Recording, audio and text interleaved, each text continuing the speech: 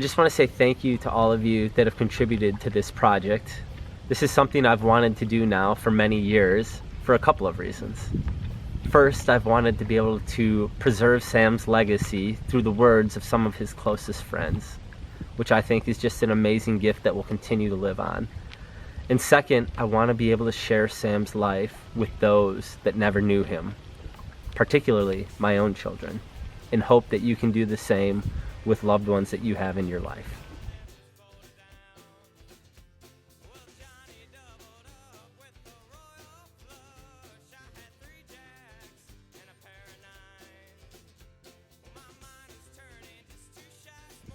My first impression of Sam.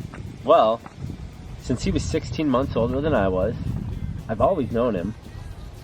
We grew up in northern Wisconsin, running around in the woods, riding bikes, going on treasure hunts that my mom created for us, swimming in lakes, like the one behind us, and playing a lot of sports. So some of my first impressions as a child of Sam was that he was a great athlete. He was really fast, he could throw a ball really far, and he knew his ABCs.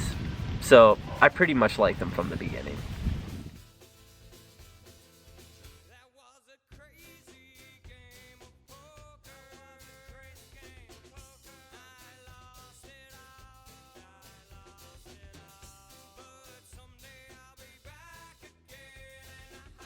At some point, and we met the Larsen boys all together at some point when we were in elementary school, but I don't know, I think I have this, probably my first time that I really remember seeing Sam, I think was maybe on the soccer field.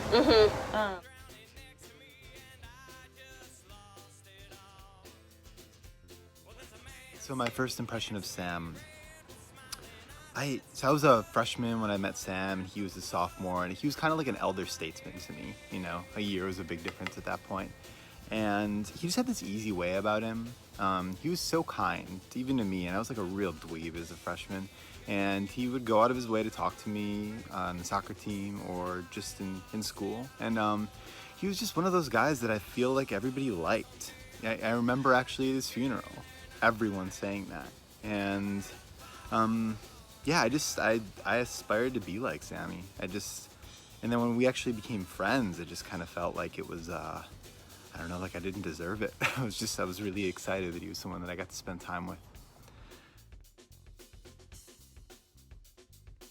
Other things about Sam too. As I'm sure many other people have mentioned, he was a talented athlete. I loved watching him on the soccer field and had many opportunities to watch him play since he and Brian played together for all those years. He was kind of like a gazelle on the field. I have a framed picture of Brian that I see every day. Sam's in the picture too. It's from when the soccer team decided to bleach their hair. It still cracks me up. I remember many years ago, there was a knock at our door, and we had known Sam actually since middle school. His brothers and our sons, he and his brothers and our sons hung out together quite a bit. And this particular day, he was already in high school and could drive. And he's knocking at our door. When I saw it was him, I thought that was odd because we had a well-established relationship where normally he'd just walk right in. And so I went and I answered the door. And his smile went from one part of our long porch to the other. He was beaming. And he said, Hal, he said, I wanted to show you this suit my dad bought. And it was like an Adidas warm-up suit that I think Len had just bought for him at Northland Marine. It was green and black. And I said to him, I said, Sam, I said, my gosh, it's great. It's wonderful. I said, you look just great at it. And he said, I know, right? And it was just, he was so proud of that and so excited that he had to do this little bit of a formal presentation for me. That's one of many wonderful, wonderful memories that I have of him. I still hold him close 15 years later and will 50 years later. My name is Brian Babbitt, and I had the privilege to know Sam through the college years. Sam and I were both freshmen at Eau Claire in 1999, and we both lived in Sutherland Hall on 3rd North, 3N.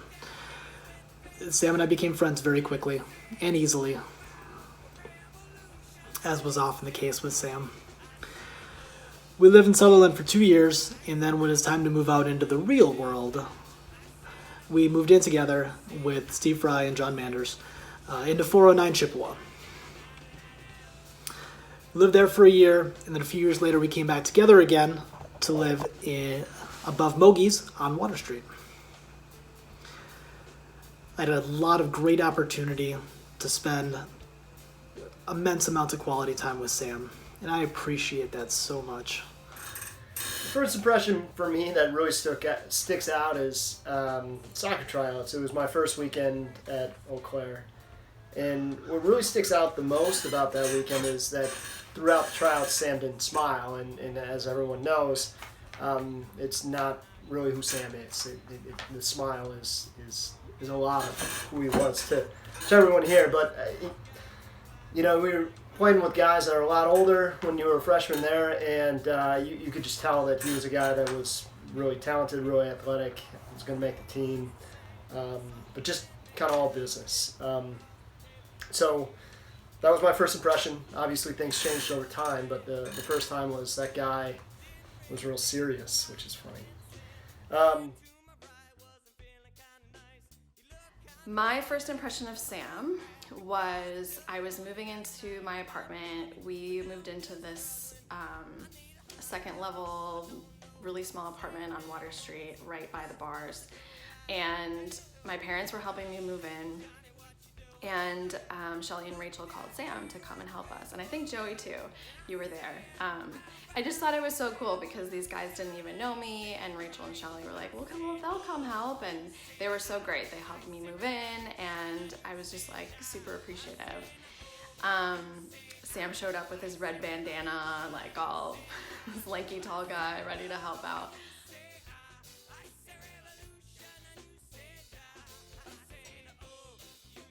Sam being like, hey, how's it going? And me just feeling like, oh my gosh, I can talk to him. Mm-hmm. I can talk to him openly. He's going to safeguard my heart and my feelings and like not judge me and also share back, which felt like it was like this reciprocal, just reciprocal vulnerability in some ways. And like, he really was the first person that made me feel like I could be truly open and truly myself, and he would return that, and it felt really, really cool. I always just remember the boys being very intense, and maybe it's just because I had a sister, but they were intense about their sports. I remember specifically on the soccer field, there was lots of there was just lots of intensity that I wasn't quite used to, but it was fun to watch them do, and they had passion about it, and they Sam just really loved to be out on the field and be amongst friends. You could tell, looking back through my memory Rolodex, I can remember that he always had a lot of people around him, and he had a good set of friends, and that people loved him and he loved people well.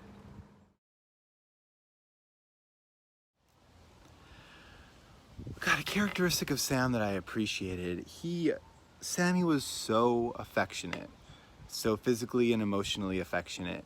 When I think of him hugging me. I think of him calling me Brian, putting a hand on my shoulder. I think of him kissing all of us on New Year's Eve, the New Year's Eve that we had at my house. You never wondered if Sam cared about you. If he cared about you, he made you know it over and over again in all these different ways. But I think even above soccer, above cliff jumping, above driving around on back roads mudding, above listening to terrible music too loud in our cars, when I think of Sam, I think about talking about girls. And when I say talking about girls, I mean talking about girls, but I also mean talking about things that felt really emotionally important to us. I remember so clearly one night when I was sleeping on the floor in his room and Sam was up in his bed, and the two of us were just lying there in the dark on our backs talking until I don't even know what time. Sam, it was just talking. I can't remember. I can remember several, but I can't remember how many lengthy, like hour-plus conversations I had with him about all sorts of random things. It was his brutal honesty. He was not a sugarcoater. He was not a beat around the bush kind of.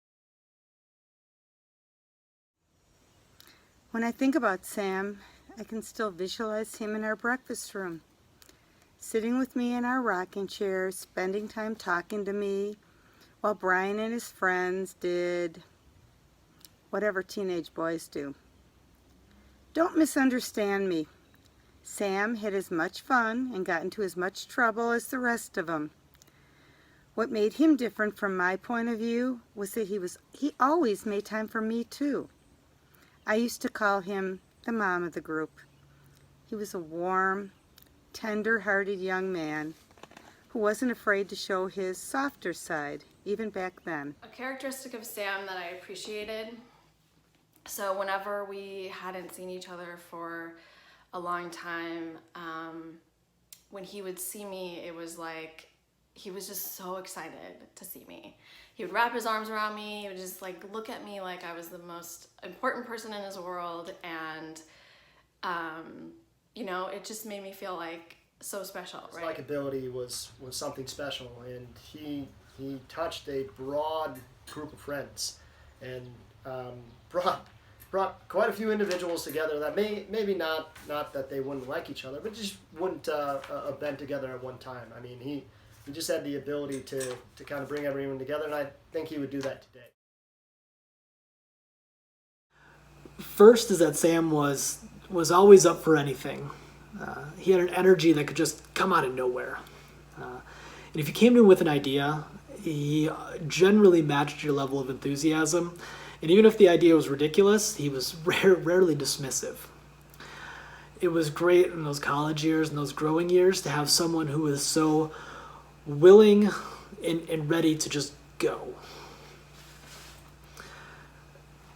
Sam was also really good at understanding and being able to shift between leader and supporter. He had a great sense of when it was time to take the lead and when it was time to lift somebody else up. Sam was someone that I would follow, but in the same time, in the same way, he's also the type of person who I knew had my back and would support me in anything that I needed. One characteristic that I really admired about Sam was just that he was very comfortable with who he was and didn't really care what other people thought about him. How that played out in our lives, I guess, was just, I remember on a regular basis he would look at me and just say, "Joey, I love you." And that's always something that, while I expected it, because he would say it so often, it always caught me off guard because I don't think I would have been comfortable enough to say that to him. But he was someone who just was very easily able to share his emotions, and I really admired that about him.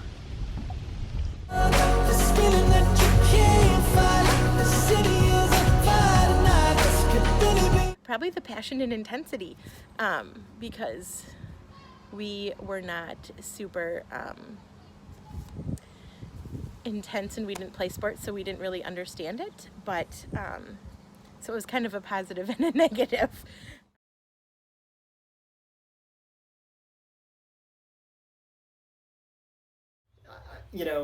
He loved some really bad songs, and one of the songs in particular that he liked, and it was probably right around before he passed, was "Save a Horse, Ride a Cowboy," which he loved, and terrible song. Or there was OAR, I should say. Crazy Game of Poker. There's some music that he absolutely loved that I think he was on his own sometimes. Just like visiting him at Eau Claire, and I had never heard Eminem before. Oh. And he was like, "You gotta hear this song," and he like. We were canoeing, and Lisa Back and I were in the canoe. I think Lisa and I, maybe you were there too. And all of a sudden we look out and we see there was a full moon, but it wasn't in the sky, it was in the water. Oh, classic. And it was Sam. Classic Sam. So we adored Sam. And one of my favorite memories was that I don't know where this came from. We were having a party at our apartment and this song came on. I'm sure you're gonna hear this story from a few of us, but I Wanna Dance with Somebody by Whitney Houston. And I don't know why Sam was in a grumpy mood that day, and we were trying to cheer him up, and so we had on these like boas, and I don't know, we had all, like when I look back at pictures of us, I don't know what we were wearing, but we had on like costume and everything. And so the song came on and we started dancing to it and singing to him. And instead of saying, "I want to dance with somebody," we said, "I want to dance with Sam Larsen." So we switched around all the lyrics and we sang this whole song to him, like just dancing all around. And it became our thing. So whenever we were out or whenever we were together, we would put on that song and we would dance and sing to him, and he would just shake his head and look at us like we were just so crazy, but I know he loved it.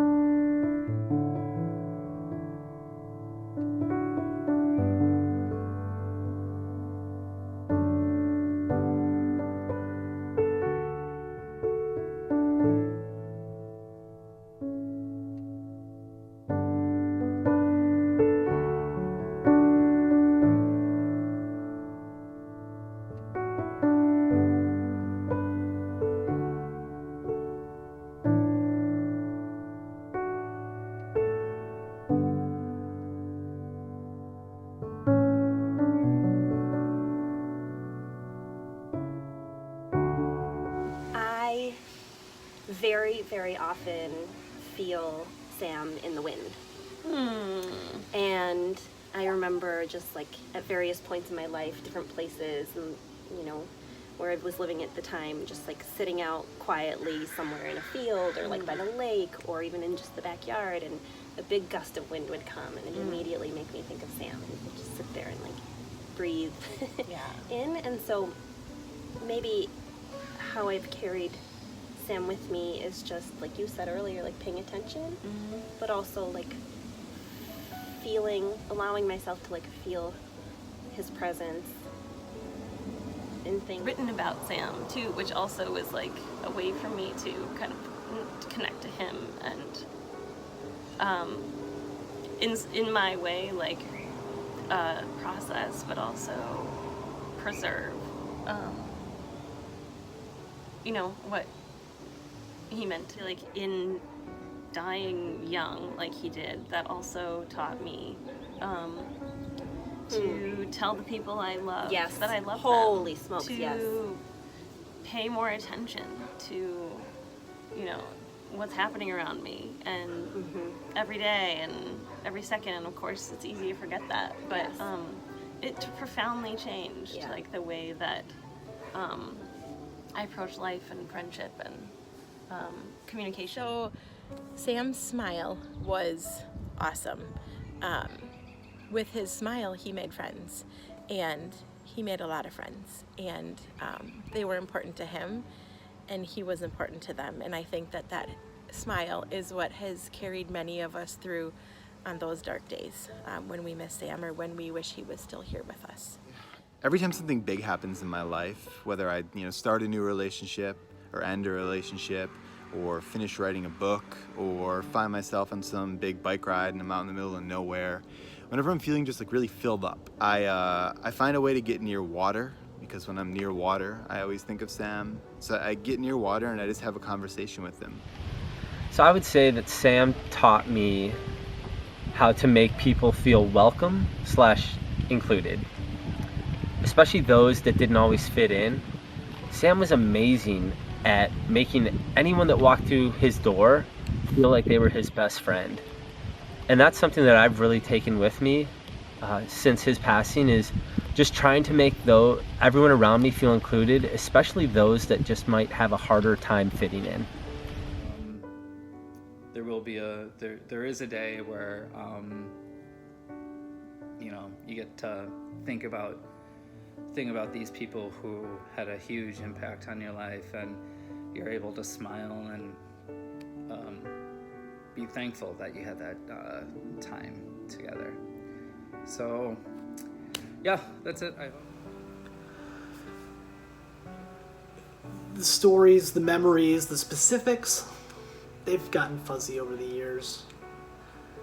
But what I remember, what I still carry with me today, is the feeling, the energy, the aura, the sense of what it was like to be around Sam. I have a picture on my desk that is of Sam and I dancing on a table at the Pioneer. I don't have any idea what date that picture was taken, if we were celebrating something, or if it was just a random Friday. But that picture stays with me, it stays close to me, because the smiles on the faces, the energy that you can feel,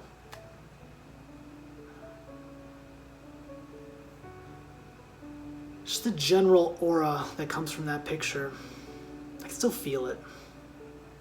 And it's amazing. It's probably a very cliched answer, but it's true. His smile and his laugh.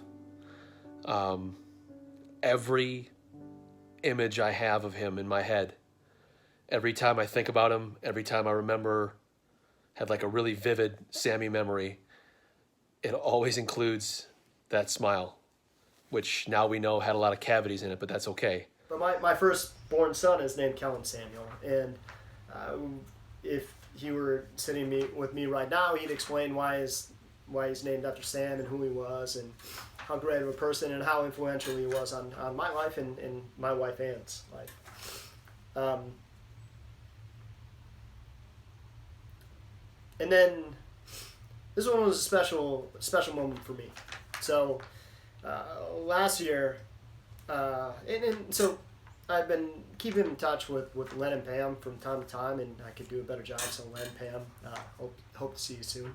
But Len, last year we had a family vacation. We went to Mexico with my wife's family, her parents, and my kids obviously too.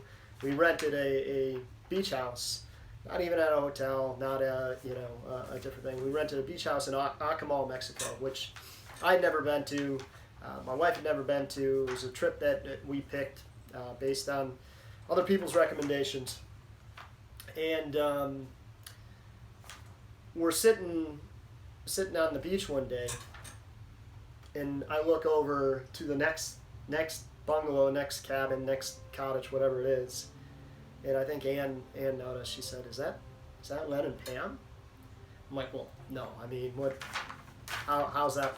No, they're not here." And then she goes, "Yeah, I think that's Len and Pam." So I start walking over, and then as I realize it's Len and Pam, I'm like, "Len, Pam!" Yell. Len looks up. I look up. We run. It was like a movie. It was to be cliche, but to run, hug. Had a chance to spend the time with those two special people for a few days, which was wonderful. But the odds of being there next to them on one random week when we had spring vacation, it It's incredible, and that was something that was really special. It was a great moment, and I'm really thankful for that. And felt like something that Sam, you carry with that has some kind of influence in life, right? And that was a special moment.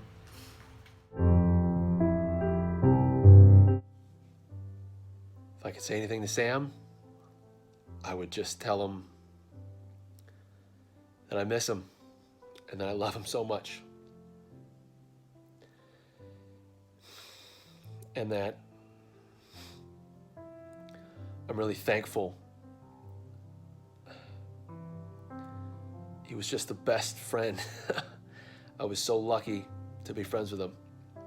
I'd probably thank him. I'd thank him for helping me to cherish those really, really close friends that I still have here on Earth and the family that I have. I miss you. Thank you for the memories. I think that's the biggest thing I learned, from this lesson of death. It's been 15 years, and clearly those memories of Sam used to be painful, right? They used to be very harsh and painful, and I would try to avoid them. But over the years, there's a day where, it's less painful, and then suddenly there's a day where, you have a memory and you even get to smile and reflect on it in a positive way. Thanks for being there. Thanks for being a part of my life. Thanks for being one of the best humans and friends and older brothers in some ways, and sometimes crush, which is just kind of weird coming after older brother, but you know what I mean? Like, we were whatever age, so it's all a little weird. Thanks for making us all smile and laugh. Yeah. Thanks for the moons. Yeah. Yeah, I feel like we've said it, but also just that you are still so loved. Yes. Like by so many people. Yeah. And that does not fade. The one thing I would want Sam to know is that I'm okay. Over the past 15 years, there have been a ton of lows, but also more and more highs. And through family and faith, I have been able to experience a very blessed life. I have an amazing family, beautiful wife, 2 very energetic young boys, one which bears your name. And I feel so fortunate to be where I am today. So I just want you to know, Sam, I'm okay, and I look forward to the day where we are reunited. Sing, oh, oh, oh, oh, oh, oh. Sing, oh, oh, oh, oh. Tomorrow you will know there's no day better than today. We don't see how lucky these days are till they go away. Till these days go away. So gotta live 'em with love. Again, again, again. Sing, oh, oh, oh, oh, oh, oh. Gotta live it with love. Again, again, again. Live it with love. Again.